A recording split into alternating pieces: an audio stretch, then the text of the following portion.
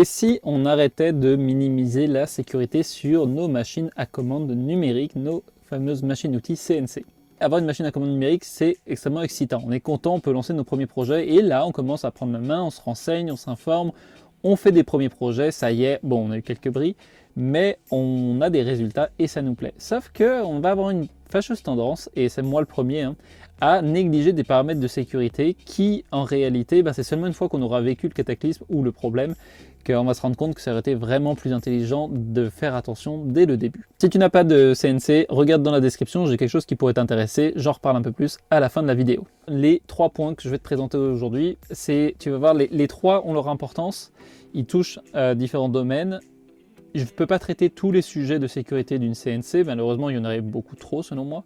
Le premier, c'est l'arrêt d'urgence. Installer un arrêt d'urgence, franchement, c'est quelque chose qui est très simple à faire. On peut les installer directement sur les câbles d'alimentation. Il faut le mettre de façon accessible. C'est un gros bouton rouge, si tu ne vois pas ce que c'est des boutons d'arrêt d'urgence.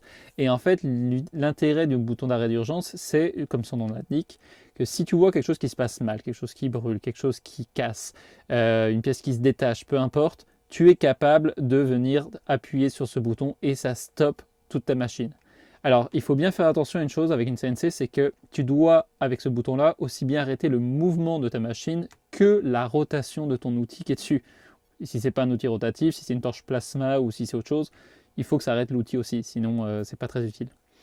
Ça, pourquoi je dis que c'est quelque chose qu'on néglige très facilement, c'est que moi le premier, même dans des plans je mets, ce n'est pas quelque chose qui est intégré par défaut, parce que sur des tout petits projets, on peut avoir le bouton d'arrêt d'urgence qui est intégré sur notre contrôleur.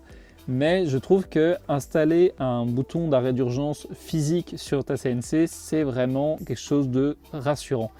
Une chose toute bête qui peut arriver, c'est un objet qui va voler, qui va arriver dans ta CNC, ça peut être n'importe quoi. Donc le bouton d'arrêt d'urgence, la première chose de sécurité que tout le monde devrait installer par défaut et que je recommande très fortement. Le deuxième, c'est la gestion de la poussière. Et oui, la CNC, il ne faut pas oublier que quand on l'utilise en mode routeur, ça produit énormément de poussière. Et ça, c'est dû au fait que ça utilise une affleureuse ou une toupie, peu importe comment on appelle ça. C'est un outil à bois qui en fait fait tourner une lame à très haute vitesse. On le règle pour fabriquer les meilleurs copeaux possibles, mais malheureusement, ça fabrique aussi de la poussière fine. Et là, la seule solution qu'il y a à faire, c'est porter un masque et mettre en place un système d'aspiration suffisamment performant.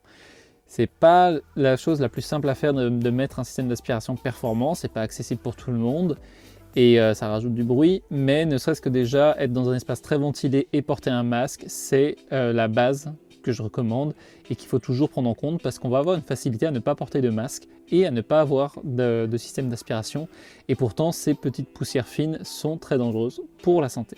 Surtout lorsqu'on usine du médium, du MDF, là ça fait une poussière fine qui se colle de partout, respirez pas ça. Enfin, le dernier point qui va se lier, que je voulais parler aujourd'hui sur la sécurité, c'est le bruit.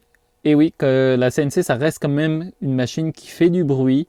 On a beau l'atténuer, le mettre dans un caisson, faire ce qu'on veut, ça reste que un routeur qui tourne à très haute vitesse, ça fait du bruit. Que pour le bruit, ce serait évidemment de porter des bouchons ou de mettre la machine dans une pièce à part.